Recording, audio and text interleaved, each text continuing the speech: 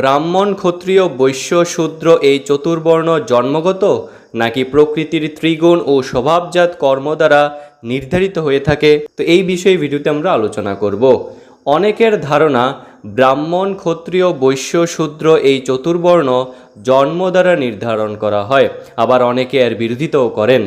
এই চতুর্বর্ণের উৎস সম্বন্ধে বৈদিক শাস্ত্রে, ঋগ্বেদ এবং মনুসংহিতায় বলা হয়েছে, সৃষ্টির প্রাক্কালে পরমেশ্বর ভগবান বিরাট পুরুষের মস্তক, বাহু, উদর ও চরণ থেকে যথাক্রমে ব্রাহ্মণ, ক্ষত্রিয়, বৈশ্য, শূদ্র এই চারটি বর্ণ উৎপন্ন হয়েছে। শাস্ত্রে চতুর্বর্ণ বিষয়ে নিম্নোক্ত লক্ষণসমূহ বর্ণনা করা হয়েছে। যেমন ব্রাহ্মণের ক্ষেত্রে বলা হয়েছে সম, দম, তপস্যা, শৌচ, সন্তোষ, ক্ষমা, সরলতা, জ্ঞান, দয়া, সত্য ভাষণ এবং ভগবানের কাছে সর্বতোভাবে নিজেকে সমর্পণ, এইগুলি ব্রাহ্মণের লক্ষণ, যা শ্রীমদ্ ভাগবতেও বলা হয়েছে। ক্ষত্রিয় সম্পর্কে শ্রীমদ্ ভাগবতে বলা হয়েছে যুদ্ধে পরাক্রম, অন্যের দ্বারা পরাভূত না হওয়া, ধৈর্য, তেজ, দান, দৈহিক আবশ্যকতার দ্বারা বিচলিত না হওয়া, ক্ষমাশীলতা, ব্রাহ্মণ পরায়ণতা, প্রসন্নতা এবং সত্য ভাষণ, এগুলি ক্ষত্রিয়ের লক্ষণ। বৈশ্য সম্পর্কে বলা হয়েছে দেবতা, গুরু এবং ভগবান শ্রীবিষ্ণুর প্রতি ভক্তি, ধর্ম, অর্থ, কাম এই ত্রিবর্গের অনুষ্ঠান, শ্রী গুরুদেব এবং শাস্ত্রের বাণীতে শ্রদ্ধা এবং সর্বদা অর্থ উপার্জনের জন্য উদ্যম এবং নিপুণতা, এগুলি বৈশ্যের লক্ষণ। আর শূদ্রের ক্ষেত্রে বলা হয়েছে সমাজের উচ্চবর্ণের মানুষদের অর্থাৎ ব্রাহ্মণ, ক্ষত্রিয় এবং বৈশ্যদের প্রণতি নিবেদন করা, শৌচ, নিষ্কপটতা, প্রভুর সেবা, মন্ত্রবিহীন যজ্ঞ অনুষ্ঠান করা, চুরি না করা, সর্বদা সত্য ভাষণ এবং গাভী ও ব্রাহ্মণদের রক্ষা, এগুলি শূদ্রের লক্ষণ। তো এছাড়াও মহাভারতের শান্তি পর্ব ও শ্রীমদ্ ভগবদ্গীতার শ্লোকেও চতুর্বর্ণের এই লক্ষণ এবং কর্মসমূহের বর্ণনা হয়েছে। এই জন্য বলা হয়েছে যদি কেউ উপরোক্ত বর্ণনা অনুসারে ব্রাহ্মণ, ক্ষত্রিয়, বৈশ্য এবং শূদ্রের লক্ষণগুলি প্রদর্শন করেন তাহলে তাকে ভিন্ন বর্ণের বলে মনে হলেও এই লক্ষণ অনুসারে তার বর্ণ নির্দিষ্ট হবে। শ্রীমদ্ ভাগবতে তা বলা হয়েছে। হে পরন্তপ, স্বভাবজাত গুণ সত্য, রজ, তম অনুসারে ব্রাহ্মণ, ক্ষত্রিয়, বৈশ্য ও শূদ্রদের কর্মসমূহ বিভক্ত হয়েছে। ভগবদ্গীতায় বলা হয়েছে। মহাভারতের শান্তি পর্ব বলা হয়েছে যিনি শূদ্র বংশে জন্মিয়েও সদাচার প্রভৃতি পালন করেন তিনি শূদ্র নহেন, আবার যিনি ব্রাহ্মণ বংশে জন্মিয়েও সদাচার প্রভৃতি পালন না করেন তিনিও ব্রাহ্মণ নহেন। মনুস্মৃতিতেও এই উদাহরণ রয়েছে যে শূদ্র ব্রাহ্মণ হতে পারে এবং ব্রাহ্মণও শূদ্র হতে পারে।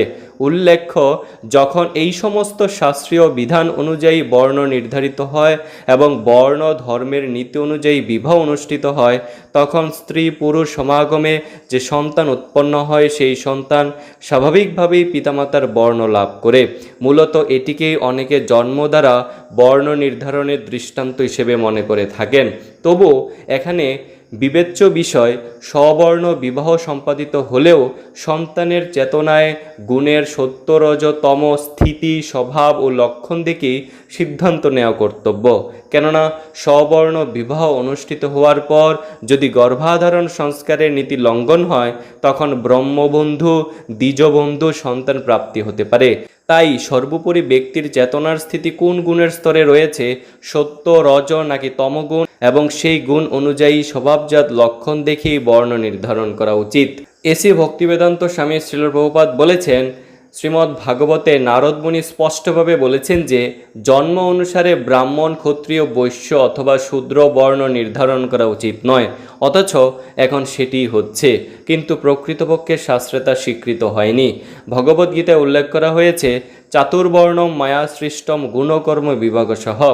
ব্রাহ্মণ, ক্ষত্রিয়, বৈশ্য এবং শূদ্র এই চারটি বর্ণ গুণ এবং কর্ম অনুসারে ভগবান সৃষ্টি করেছেন। কারো যদি ব্রাহ্মণ কুলে জন্ম হয় এবং তিনি যদি ব্রাহ্মণোচিত গুণাবলী অর্জন করেন তাহলে তাকে ব্রাহ্মণ বলে স্বীকার করা হবে, তা না হলে তাকে ব্রহ্মবন্ধু বলে বিবেচনা করা হবে। তেমনই শূদ্র যদি ব্রাহ্মণের গুণ অর্জন করে তাহলে শূদ্রকুলে জন্ম হলেও সে শূদ্র নয়, যেহেতু সে ব্রাহ্মণোচিত গুণাবলী অর্জন করেছে তাই তাকে ব্রাহ্মণ বলে স্বীকার করতে হবে।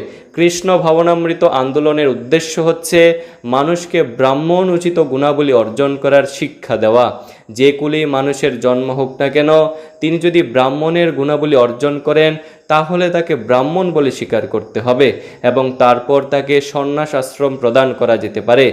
কেউ যদি গুণগতভাবে ব্রাহ্মণের লক্ষণ সমন্বিত না হয় তাহলে সে সন্ন্যাস গ্রহণ করতে পারে না। ব্রাহ্মণ, ক্ষত্রিয়, বৈশ্য অথবা শূদ্র মানুষের এই বর্ণ নির্ধারণে জন্ম অনিবার্য লক্ষণ নয়। এটি জেনে রাখা অত্যন্তই গুরুত্বপূর্ণ। এখানে নারদমুনি স্পষ্টভাবে বলেছেন যে উপযুক্ত গুণাবলী থাকলেই কেবল জন্ম অনুসারে বর্ণ স্বীকৃত হতে পারে, অন্যথায় নয়।